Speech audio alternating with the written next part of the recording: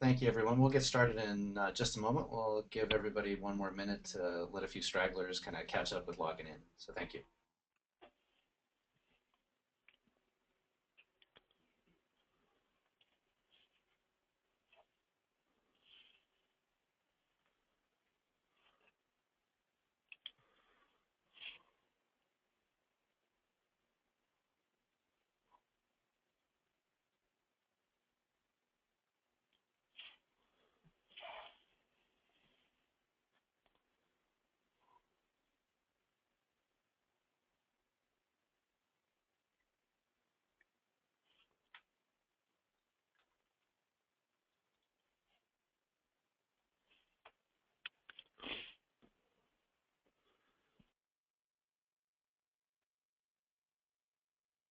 All right, we'll go ahead and get started. So good morning, everyone. Thank you for joining us. My name is Devin Redmond. I'm the co-founder and CEO of Nextgate and the host of today's call.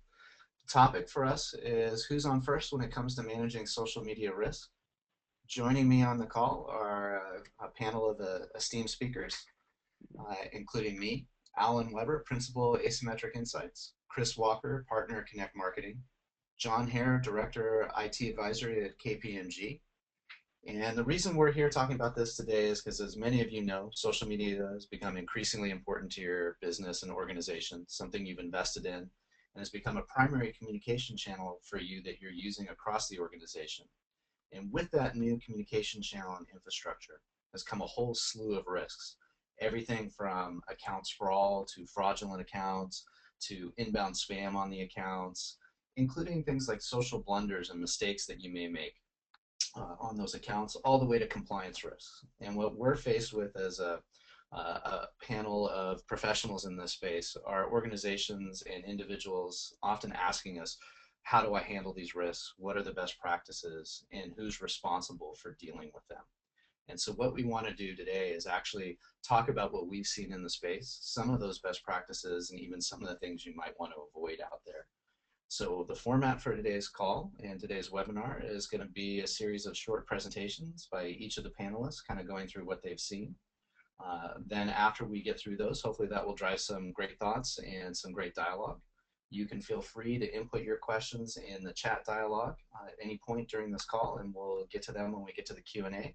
And just for everybody's awareness, the hashtag for today's call is pound social risk, SOCRISK. So with that, I'm going to go ahead and turn it over to Alan Weber, who's going to talk about some of his extensive research and experience on this topic. So with that, Alan, feel free to take it away. Thank you, Devin.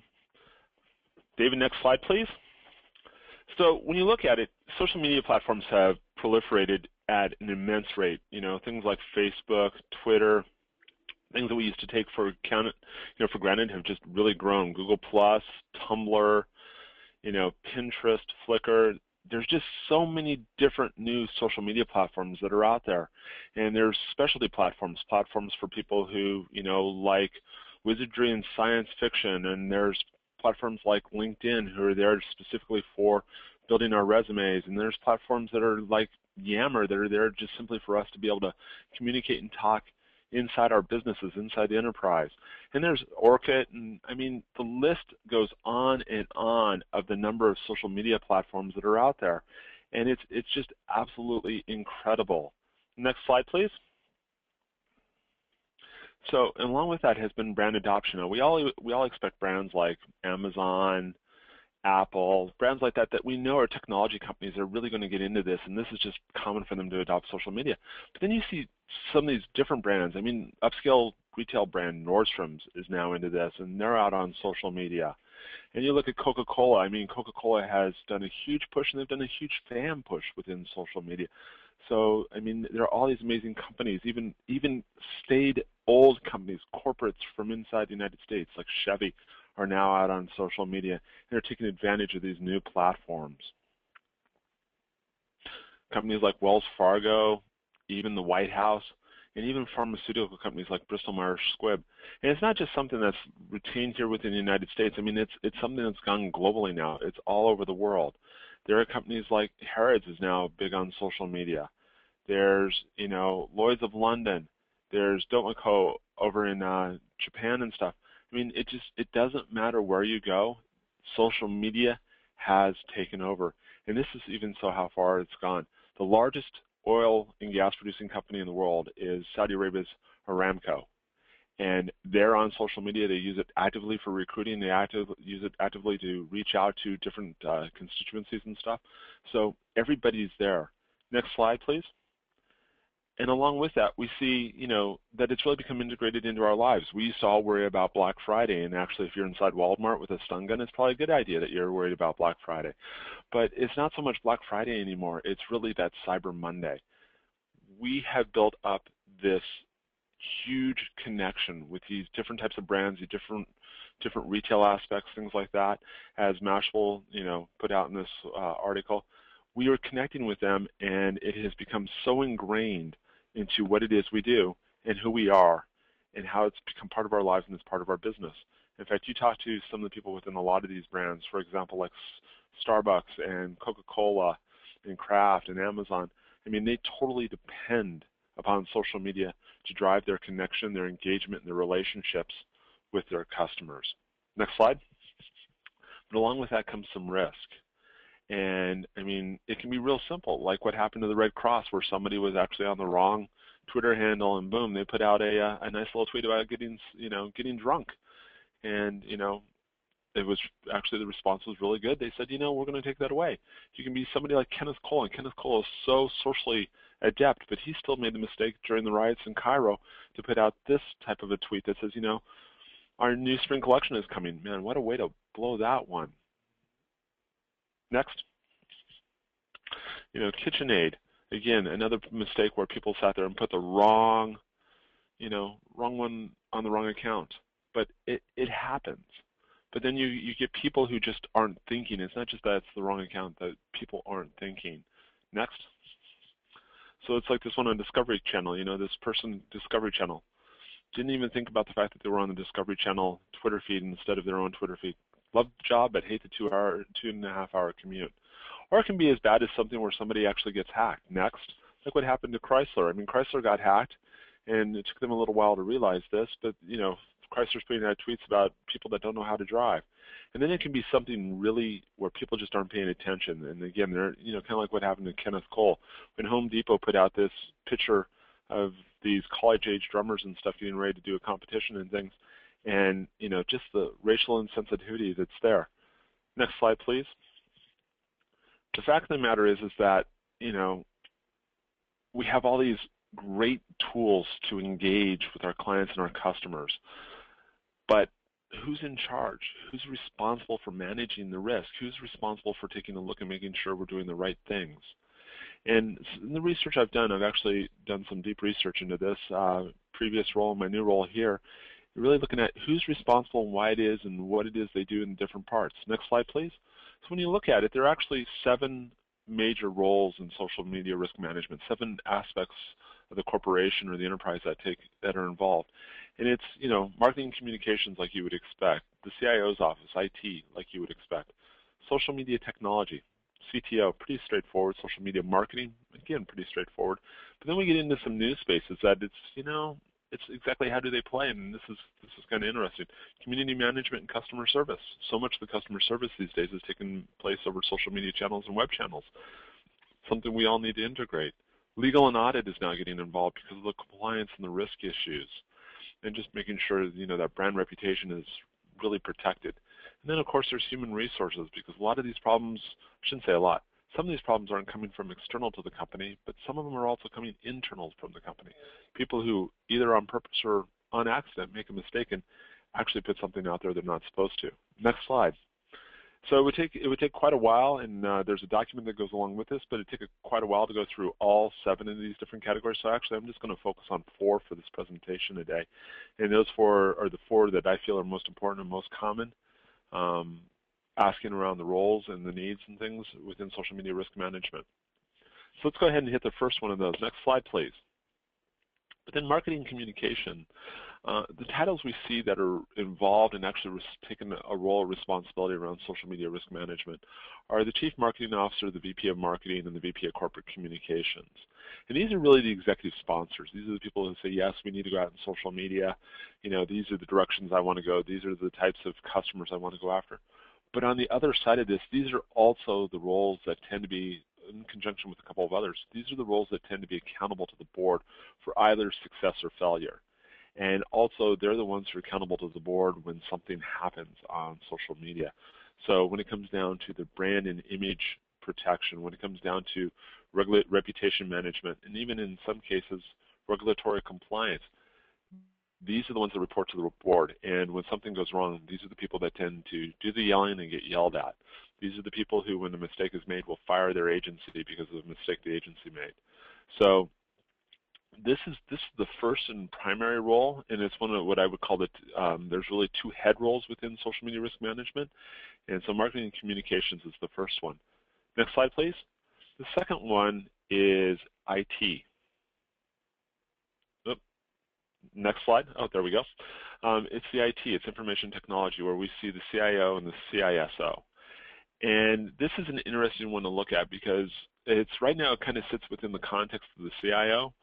One of the things I'm seeing a lot of is a lot of this is now getting pushed over to the Chief Information Security Officer. And what we're seeing is that social media risk management is getting pushed in that direction, along with privacy, some of the compliance issues and things like that. But when we go back and take a look at what their social media responsibilities are, they are the co-executive sponsor along with the CMO's office. And they're the ones that are responsible to the board for privacy, IP, company information, and IT security. So when somebody accidentally tweets out an account number or something like that, it's the CIO's office who gets nailed and said, hey, what's the deal? Why did this happen? So their risk concerns when it comes to social media are really focused around not so much the brand reputation, so that's a part of it, but really actually securing that information, securing the channels, and making sure there's effective boundaries or guide rails that everybody operates within. So they're looking at data privacy, they're looking at stopping the malware, stopping the social engineering, they're looking at also at regulatory compliance. So those are the two primary heads that we see. The next one is really when we get down into technology. And this is the CTO, and again, this kind of falls along the line of the splitting up of the roles between the CIO and the CTO. CTO taking on more of the technology, more of the the actual piping and things like that versus the actual role of the information. And it's also the digital security manager, new role we're starting to see a lot of, and it's also the enterprise architect. How do we architect and structure everything that the customer gets what it is they want and need, but we're still able to protect those channels and provide the security and the risk management that we really need. When we look at this, again, like I said, this is the piping. So we're looking at the deployment of standardized applications, appropriate account management, making sure the right people have access and the wrong people don't. And generally, this is the role that gets locked down with the training and policy enforcement. They don't always write the policies, so they're definitely involved in that. These are the ones who say, okay, what is it we need to train our employees on? What does this training need to look like? How is this going to work? And of course, this is always a budget pushback when you talk to the CFO, because they don't want to spend any more money on training. They don't want employees out training for any more time than they absolutely have to. So there's always this neat little tension that seems to happen around here. Their real risk concerns are around account security, making sure people are using appropriate security measures, such as passwords.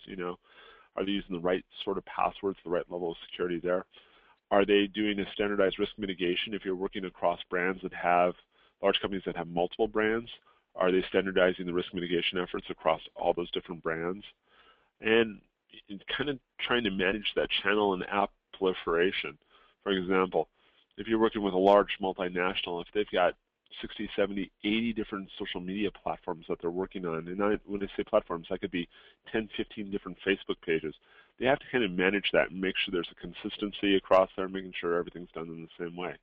So this is really a key role. It's kind of like the backbone of the social media risk management. Next slide, please. And then the last one I'm going to talk about is legal and audit. And this has become more and more an issue. If you look at what's happening with legal and audit, this is the responsibility of the chief legal officer, the chief compliance officer, and the chief risk officer.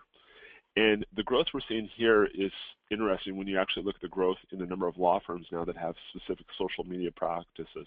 If you look at MoFo, which is one of the large law firms here in the U.S., some of the social media practices they have there, some of the other ones that are growing up, the fact that the ABA is beginning to recognize this as a unique practice within law, I mean, this is becoming even more and more important. And so they're really looking at the regulatory and legal compliance, and that's everything from examining what Facebook's terms of use are, terms of service are, to exactly what does that mean, and then are they meeting all the requirements of, say, the National Labor Relations Board or the SEC or, whatever it may be, the EU, wherever it's at. And they also have the issue, again, like with multinationals, dealing across multiple different legal jurisdictions. They also are the ones that are generally the leads when it comes down to policy and governance. I've worked on a number of social media policies with large companies, and they're always the ones who are there. Lastly, their risk concerns are really around the regulatory compliance and brand hijacking and the erosion of brand reputation. Next slide, please. So let's talk a little bit about what this looks like in the real world and go through a couple scenarios and case studies. Next slide, please. There are basically 5 common scenarios when it comes down to social media risk management. And the first one that we see a lot of is just, account hacking, when accounts get broken into, like what happened to Chrysler. They're able to put stuff out there in the Chrysler's name. That's dangerous. So, we go after those. The second one we go after is tracking accounts, and how does that actually work? So that's proliferation of accounts and just keeping a lock, a set of rails around how many accounts we have and who has them and why they have them. Third common scenario we see issues, problems around risk management is spam and malware, and that's just malware getting introduced to your system through something as simple as a LinkedIn connection. Fourth one we see is really around the release of customer data. Somebody accidentally putting something out on Twitter or Facebook about their customers that wasn't supposed to be released. It's the PII issue. And lastly is compliance violations, specifically around here in the United States, around the National Labor Relations Board and the SEC. So next slide, please. What I'd like to do is quickly go through just one use case around social media risk management, and that's around unauthorized accounts.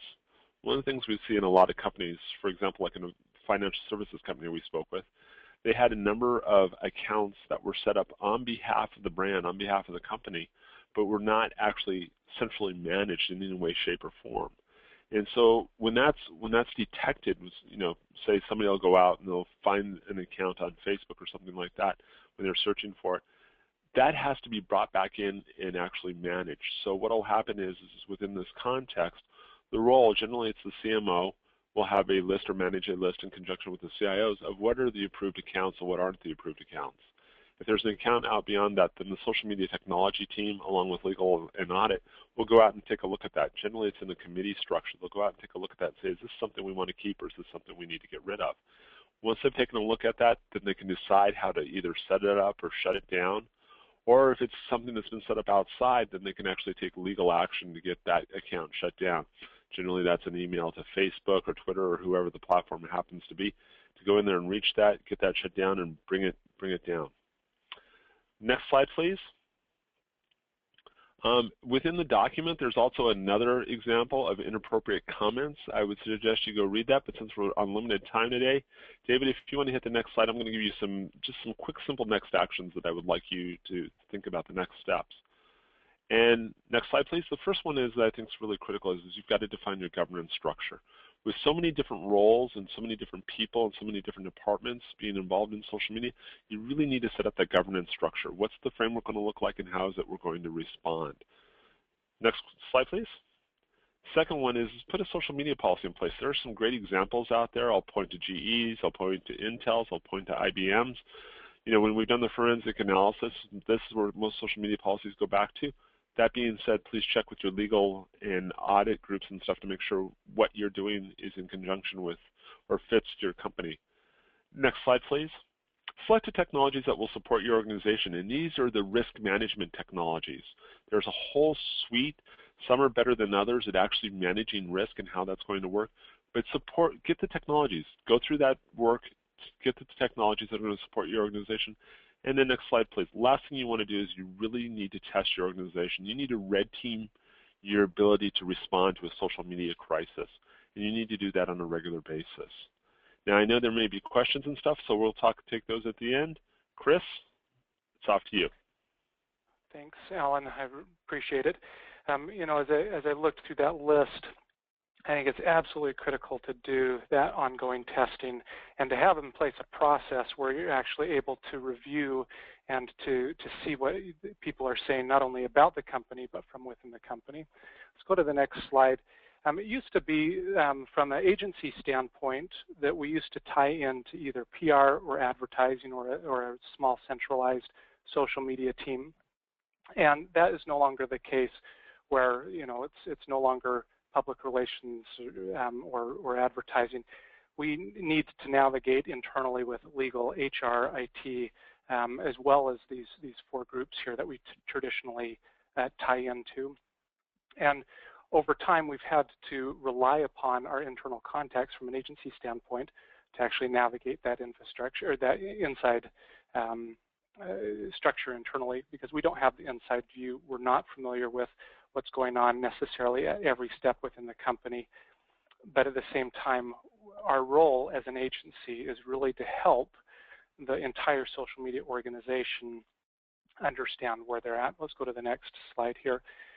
An agency really should be doing each of these different steps here to help companies focus through and find out what they can do from a social media standpoint to protect themselves.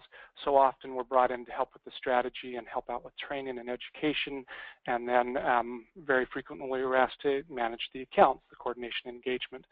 But what's missed there is that governance phase and that governance step. An agency, when we come on board, a few things that we always ask as an agency, and the agency should always ask is, can I have a copy of the social media policy? Are there social media guidelines?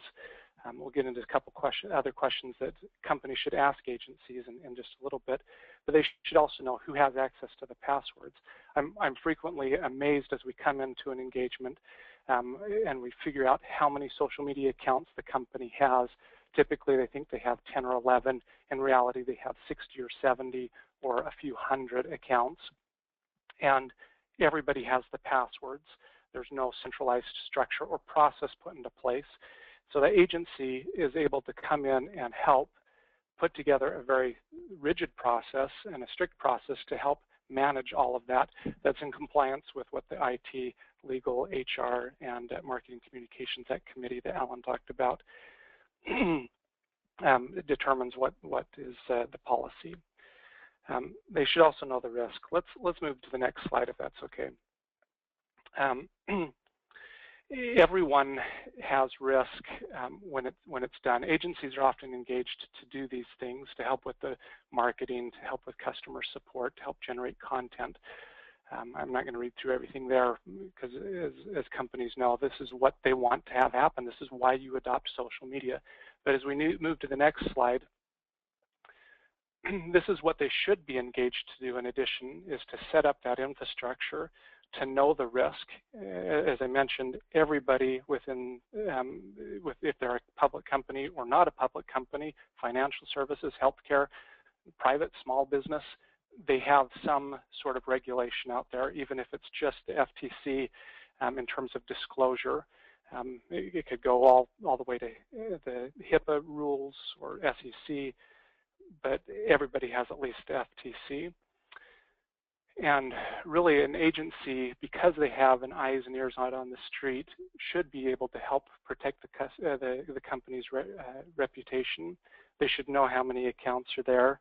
They should monitor not just the agency, what they're doing and what they put out on an ongoing basis, but they should monitor, log, and keep records of all the communications that is about and from the company and from company employees.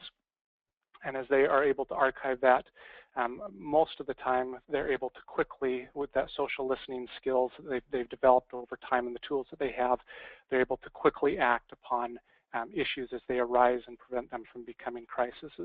Sometimes agencies are the cause of the crisis, obviously, but ideally they're there to help prevent them as well. And then finally, an agency provides a third-party view. Most agencies, they've been around the block, they have a lot of clients that they're working with, and they know what will and will not work. As you look at some of the open-ended Twitter Q&As that happened within the past couple of weeks, where there was companies that got black eyes just by having that. A good agency probably would have identified that and said, you know what, we need to narrow that focus down and not have that. And of course, it's easy to play the armchair quarterback, but that's what a good agency will do. Things that you should ask an agency: how do you handle governance and compliance issues? How do you, as an agency, become educated on the laws and regulations and other things that actually apply to my industry? Do you monitor and report social media violations, and how do you do it? What's your process in place? Do you keep social communications, and how long? How will that protect us as a company in case of a lawsuit or other type of violation? What is the style sets that you want to set up for the accounts, and why? And how close to the line should we get when it comes to, sexual innuendos, as an example, or other things where some companies want to be very much on the cutting edge and other companies want to be very conservative. All that needs to be set up in advance with an agency. And then, of course, how do you manage and monitor things so they do not become a crisis? Let's go ahead and go to the next slide here. A couple of examples. Due to time, I'm going to cut this down just a little bit and give just a couple of examples in regards to these various issues. We worked for a specific company a couple years ago, many years ago, I guess at this point, where their product was reviewed by a blogger. And the company, somebody within the company saw the review, wasn't part of marketing, they're a product manager. They went out there and said, I use the product all the time, and I've never had these types of issues. I think this blog is blowing smoke. And of course, they did that anonymously, which is an FTC violation. This is something that we caught within about 15 minutes of it happening. The blogger caught it as well and posted comments saying that they did an IP check and were able to tell where this particular individual came from, and it came from the company. And of course, could have caused a lot of problems because the agency and their social listening infrastructure that we had set up, we were able to identify it. We saw it happen, and we're able to get right up on that blog and post comment, distancing ourselves from that particular employee. The employee didn't know any better. They didn't realize that they were close to breaking the law. But then on the back end, we were able to come in and do some additional training to help them understand what the social media policy was. Newsjacking is another one that often comes up in my field. Alan mentioned the Kenneth Cole example. We've seen similar things with like Celeb Boutique, where they took advantage of the Aurora shootings. It's so inappropriate. But again, as an agency, we're aware of what's going on within the entire industry, within the national news or global news. We're able to reach out and say, you know what, let's look at everything that we have scheduled and make sure that it's still appropriate. And that's very, very important to have that third view because, frankly, most people within a corporation don't have that time to look. One thing I just also wanted to mention, and then we can move on to John, is don't ever have your agency work with an intern. They're not the right ones to manage. In my own research and looking at things, probably 80% of the social media issues out there, whether it's tweeting about getting fired live or whatever the problem was with the sports team, that happens either with an intern or somebody who's been out of school with less than 2 years. So it's really important that whoever's responsible for the content really work with the agency so that there's a little bit more accountability and trust that happens within that. So John, I think on to you. All right, well, great. Thanks very much, Chris. Great to be with you, and shout out to everybody who's been sending tweets on the hashtag SOCRisk, and we've got some really good discussion going on out there. We go ahead to the next slide. In my work as a director with KPMG, we work frequently with large corporates from an audit perspective. We're in talking to companies about emerging risks across the enterprise, and of course, organizations are starting to be frequently more concerned about social media. I won't dwell too much on this slide. You've heard a lot of the horror stories ahead of time, but a couple of things that we're starting to get down to the particulars on. I'm going to highlight in here. First off, the device that people are using to actually engage with social media in the voice of the company. So we see corporate corporate messaging that's coming out inadvertently from a personal, and we saw this with the Whirlpool incident. And at its core, a lot of these incidents are occurring because the people that are actually managing the accounts are doing it on the fly. They're doing it from a single device. They're managing their personal accounts. They also have corporate responsibilities, and it's difficult to kind of tell the difference between the two. So from a policy, from a management perspective, from a risk management perspective, a little bit of attention on the device that people are using is always really helpful. We heard about, just as Chris was talking about, trying to stay on that cutting edge and trying to remain relevant with, a largely millennial audience that's utilizing social media. We want to be a little bit snarky. We want to be a little bit controversial. We want to flirt just on the edge of that. And everybody understands and appreciates that that's part of the social media universe. And so we're not looking for controls that say no to that, but we want to make sure that the organization is aware of the kind of messaging that's going out. So when we're releasing a hit YouTube video, we want to make sure that the creator is allowed to be as creative as they possibly can, that the people sponsoring that development appreciate the creativity there, but maybe there's a second set of eyes on the content that comes out to see if it might be inappropriate for the audience that it's going out and talking to. We haven't really talked much about use of social media in the HR sphere, and I don't know if it's really appropriate for the audience. But when we talk about LinkedIn profiles and HR, when we started talking to organizations 4 years ago about social media and organizational corporate use of social media, a lot of the focus was on recruitment, use in HR organizations for talent acquisition. And so LinkedIn profiles are incredibly important, and we all appreciate that. But a lot of our technologists that work for corporates are probably inadvertently releasing sensitive information about the company, the type of architecture that they have, some of the devices that they may have in place for their security, simply by including those applications, those appliances, and the versions that they're current on in their LinkedIn profiles. And that's really great information for hackers to know how they can get through your barriers. Our second to last bullet on this slide, leaving old content active well past its sell-by date. We see this time and time again where an organization may have stood up a Pinterest site, may have that MySpace page with tumbleweeds blowing through it, and it's presenting an inappropriate or not the right kind of reputational image for the organization. And so we want to make sure that our social media program is dynamic enough, that it's really paying attention to the effectiveness of the campaigns that we're running. And when a campaign has reached the end of its useful life, we want to appreciate the audience that's been staying in tune. We want to redirect people that may come post that campaign running to where things are relevant now. We just don't want to leave that languishing without considering that it's going to continue to provide an image of the organization. Let's go ahead to the next slide. Now again, KPMG, state-owned Big Four accounting firm, we have the opportunity to work a lot with board of directors. We are seeing increasingly from our audit committee institutes where we engage actively with boards of directors that they're becoming aware of social media, more so we think almost ahead of the C-level of the corporate itself. C-level's very much active in what's happening on a day-to-day basis, may not have enough appreciation for what's happening in social media, but we're definitely seeing that the directors are aware of what's happening in social, and they're increasingly coming back to the leadership of organizations and asking for, a position on where the company stands. How effectively is the organization utilizing social media, and how effectively are they controlling risk?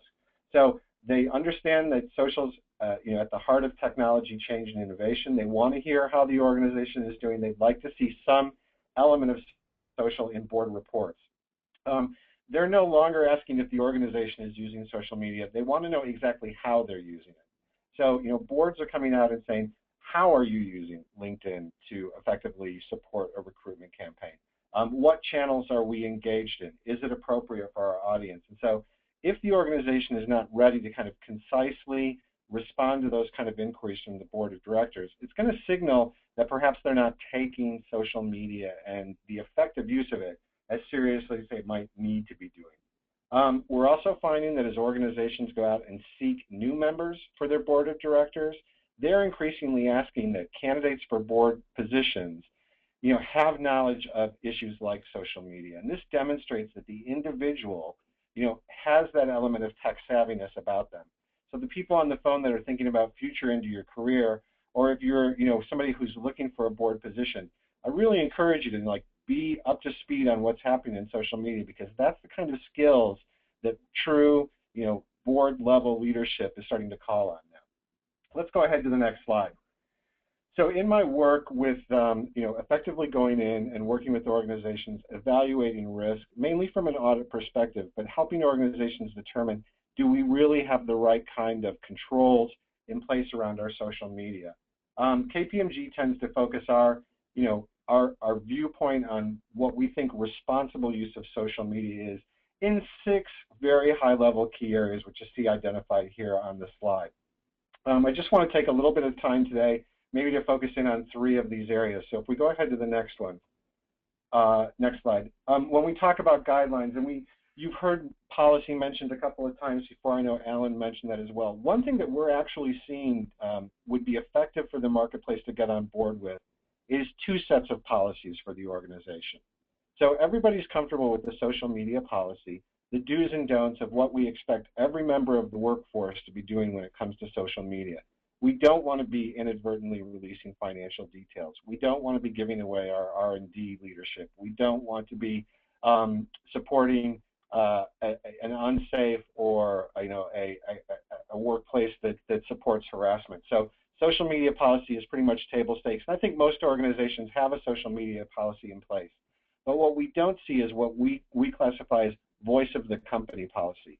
We want a set of policies, guidelines, directives for those individuals in the organizations that have been empowered to speak in the voice of the company. So those people that have access and whose job it is to run the Facebook page, manage the Twitter account, control the company's page on Facebook, on LinkedIn or Glassdoor.com. So for those individuals, there's a specialized set of expectations for them around protecting user access, what they're doing with the data that they're acquiring from these social media sites. So we call those voice of the company policies. We think that organizations should really be focusing on how they're controlling their dedicated use of social media. And so we want to be able to see guidelines with the organization and then see that those guidelines are effective, that they're being helpful to kind of help the organization avoid risk incidents, and that when incidents occur, there are guidelines in place for escalation of issues, because as we talked about earlier, some of your messaging can absolutely be handled by the summer intern, but when you get a problem, the intern needs to know at what point they call in a manager. The manager needs to know at what point an incident requires them to call in a director. You need to have your escalation set so that you know at what points you're going to take the issue and make it more visible within the organization, because the last thing we want to do is have the CEO or board members surprised or embarrassed by an online incident. If we want to go ahead to the next slide. So oversight, we've talked a little bit about regulatory compliance. Alan mentioned earlier, I know in one of his first build slides, and it's worth going out and checking out. Nordstrom, great organization, great brand. I shop there myself, so no criticism of there, but we all, if you go out and investigate a little bit, Nordstrom ran slightly afoul of the SEC or the FTC earlier this year in terms of their support of bloggers and not being absolutely transparent about the fact that they were in some way incentivizing bloggers to talk about the organization. So we work with a lot of our clients about sweepstakes, online blogging, how they incentivize messaging out in the organization, because that is a type of messaging that is of interest to FTC regulators here in the United States. Financial services, there's a lot of FINRA, FFEIC guidelines that are coming out. Pharma, I mean, it's just the FDA has been long in coming out with their guidelines, but there's a real need in the marketplace for that. So, looking at, who regulates the industry that you're working in, working with them, being aware of what kind of guidelines or what their position on social messaging is really important now. We'll go ahead to the next one, and this will be my last slide. And that's third parties. When we were, Chris, really did a good job of kind of presenting the agency view. We want to make sure that agencies are allowed to be creative, that they're allowed to be innovative. We want to, encourage them to do what it is that they're best at, and that's creative messaging, effective messaging, and building an audience. Building an audience for an organization. But that does need to be able to evidence some controls. And the beauty of social media is that it does lend itself a lot better to a well-controlled environment.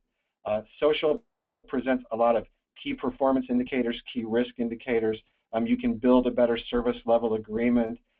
So digital agency relationships are actually, there's a lot more that organizations can build into the relationship and into the contract or into, the working relationship that they have. That effectively allows them to manage them better. So looking at those third-party relationships and making sure that you're taking advantage of the kind of data, the kind of indicators that digital presents is something that organizations should really be doing. And that's really just the three areas that I wanted to cover. I think we're going to open it up now for some questions, and I'm going to hand it back to you, Devin, I think. Yep, it's me. Thanks. Appreciate that, John. And I just wanted to wrap up with one quick thing because I think there's a lot of information shared by the panelists. All of it is valuable and things that you should consider in your programs and developing your programs. But what's also important is maybe your organization hasn't had these conversations yet, or maybe you haven't connected with the other stakeholders that have. So you might have a little bit of the, I don't know, using an old phrase, analysis paralysis. The reality is you need to do something. So avoiding this topic, procrastinating because maybe you don't know who to talk to is not a safe place to be. And really, you do need to get started with something. So if you manage social for your organization, if you're responsible for it, be proactive because knowledge is your friend, ignorance is not. You will not be safe by being ignorant of what's going on in that environment. So the best recommendation I can give and what I've seen in working with all of the folks on this phone is start by getting some visibility. So do an audit of the accounts you have, whether you do that with a consultancy, an agency, a technology, all of the above. Try and get some visibility into your environment so you understand what's actually going on as you start researching some of the other topics, whether it's a regulation that applies to your organization, whether it's figuring out who stakeholders are for groups like legal and compliance in your organization, or even InfoSec if you're not the person in InfoSec. Getting that first round of visibility will give you the ability to be proactive and to start to take those next steps. For example, things that can help you is understanding if you have a lot more accounts than you thought you had, whether it's by region or department or by group. Figuring out what those accounts are, finding even some of the fake and fraudulent accounts that you will undoubtedly find when you do an audit, gives you the opportunity to work with the legal team, the account owners of those particular pages or YouTube channels or Twitter accounts, gives you the ability to start to understand who owns what tools in the environment. And then what you can do is actually start to set up and execute those policies, whether it's internal governance policies or whether it's external rules of the road on the accounts. You now have a framework to start working with. You have information to start working from. Same thing with a topic like spam. You can, once you understand if you've got a lot of spam on your accounts, you can start to work with your community managers, with the legal team to create those rules of the road for the accounts with tools that can help you deal with that. And you can start to enact policies. So the one thing that I would want to make sure that I leave you with after kind of listening to what everybody had to say here and kind of getting those best practices and advice is don't do nothing and wait. You need to start doing something. And probably the best place to start is trying to understand what you actually have from a social media perspective and understanding what's happening on what you have. And then you can start to persecute and follow those best practices and all the advice on this call.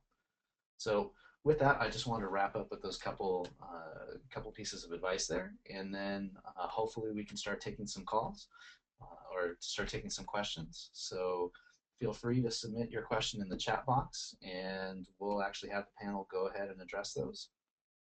Yeah, and I'll kick that off because there have been a couple good things that have happened over the hashtag. So one of the first things that I wanted to circle back on was something that Chris introduced, which is not having the agency work with an intern.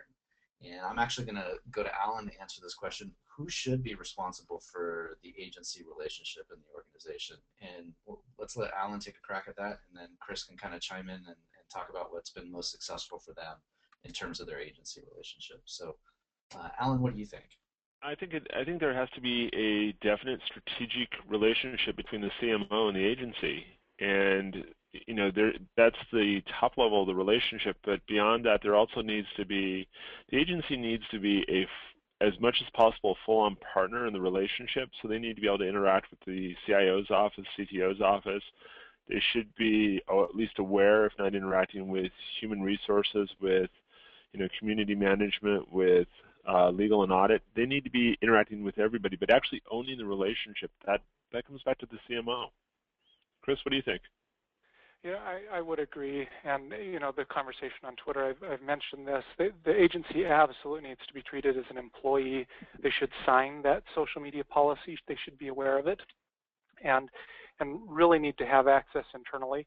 I know it's easier said than done, but when in those relationships that we've had, where we have that type of access and can go in and say, you know what, you're seeing all these accounts pop up. It needs to be addressed. It needs to be locked down. Here's the type of issue that you're going to encounter if you don't start provisioning accounts, social media accounts, and just let password access as an example out there. So I completely agree with that. And on that, you should probably fire your agency before an issue occurs if they haven't brought up these types of items to you, because at the end of the day, they're going to get fired anyway when something does happen. Mistakes are going to be made. There are going to be accounts compromised at some point in the account, and you might as well set and place the processes so that when something does happen, there's not a lot of finger pointing. It was a mistake. It happened. Let's figure out how to move on from it. John, do you have any thoughts on that as well? Well, I mean, the only thing I would add over the top of this is that we have to acknowledge that, the rapid evolution of social and the fact that new channels come up every day. Each channel is its own platform. There's a different set of terms and conditions around each platform. Facebook alone changes its terms and conditions every 6 months. So the policy, one thing we highlight with our clients is policy is not a one and done thing. Even if you have a social media policy, if you created it more than 2 years ago, it needs a refresh. And that refresh activity is something that needs to occur with an active dialogue between your IT, your legal, your HR, your comms, your marketing, and your risk management organization. So if you're not having regular dialogue about is your social media policy relevant for how social is being used by the organization and its employees today, it's probably out of date. So one thing we look for is evidence of continual review, and that it's being kept fresh. What about training? Is ongoing training, John, from your perspective, just as important? Oh, absolutely. And the number of companies that we work with that think that only millennials need training and they only put it within their new employee orientation. We remind them frequently that even if you're Gen X or Gen old, as I've heard my own generation described, you need to be training that level of the organization for how to manage millennials that are using social media both in their job and personally. So social media is a discussion, and the company's expectations for use of social media both on the job and off is something that needs to be in front of employees on a regular basis. Formal training, absolutely. Training that has sign-off on the end so that we know which employees have been trained and which ones haven't been is very important. And then ongoing communications, and with a special focus on the tone at the top. We want to make sure that our executives are in front of this, that they're shown to be inclusive and open, and that they're taking this seriously. So yeah, absolutely, training and communications are top-notch. Well, it's interesting that you say that, John, because one of the things that I would argue is I think there actually needs to be 3 levels of training. There needs to be the all-employee training, which everybody gets and should get on an annual basis. There's the training that the people who are directly responsible for social media on behalf of the brand need to go through. And then the third one actually is management and executives, and they really need to understand what this tool is, how it works, and why it's important. and then how to deal with it when something goes right, such as the microphone's put in front of their face by a blogger, or when something goes wrong. So I think there really is 3 different trainings that need to happen for a company really to put this in place. Yeah, absolutely agree. We're starting to see more and more executives be involved on social media, both personally and then, in the voice of the company, and it really is making a difference. And I think within the next 5 years, a CEO, a CFO are going to be, part of their recruitment process is going to be, questions about how they're going to manage an online presence.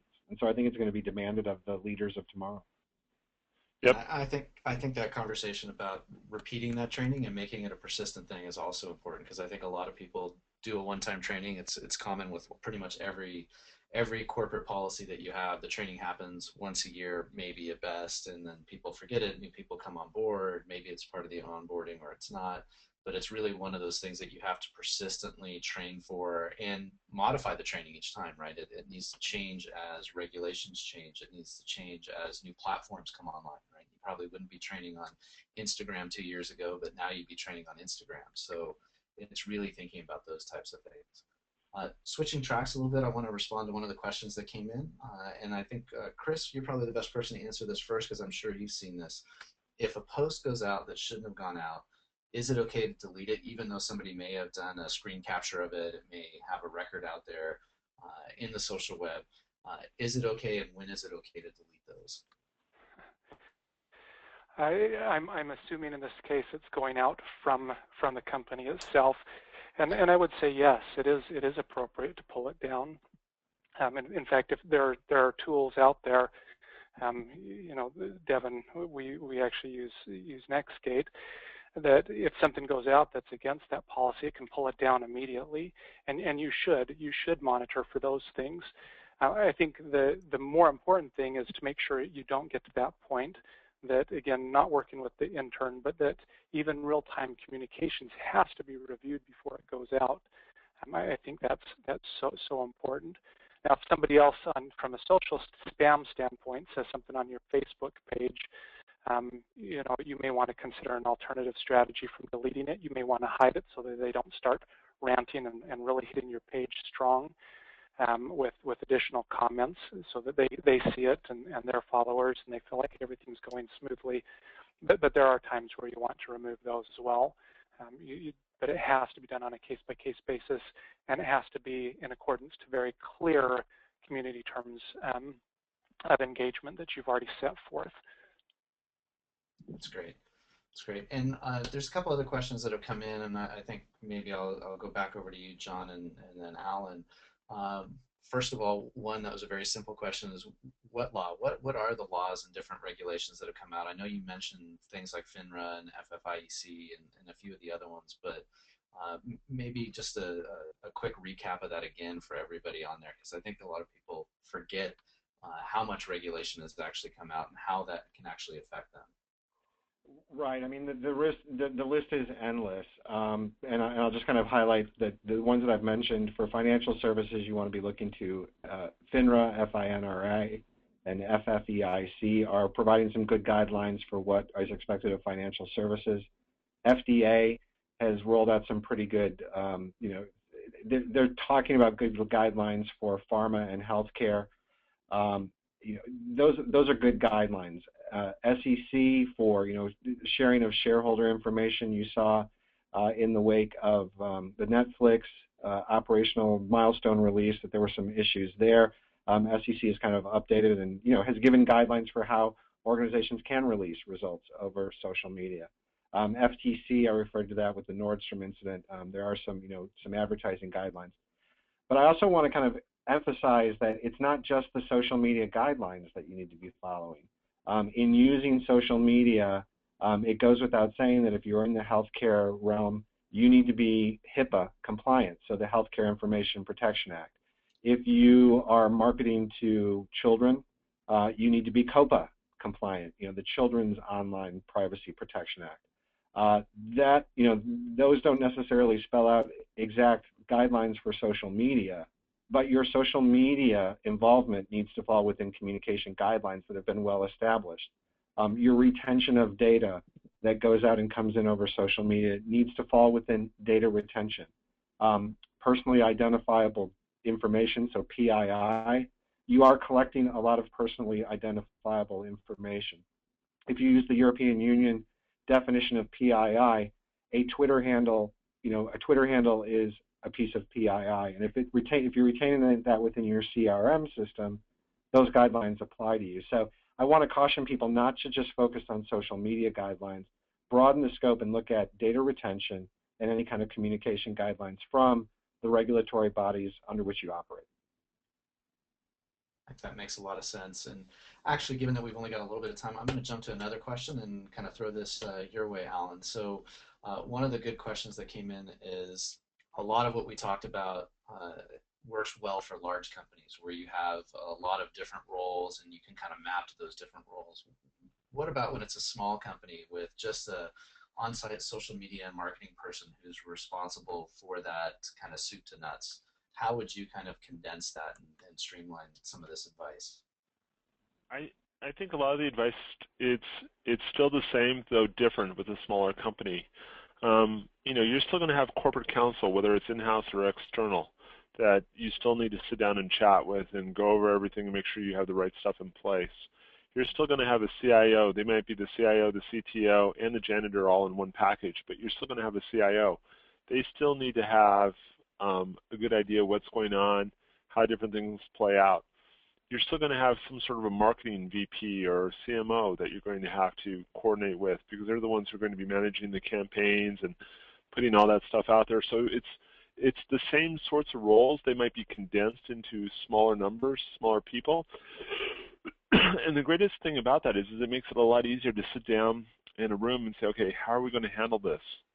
And the thing about it is that I've heard some small companies say, we're small, we don't have to worry about this.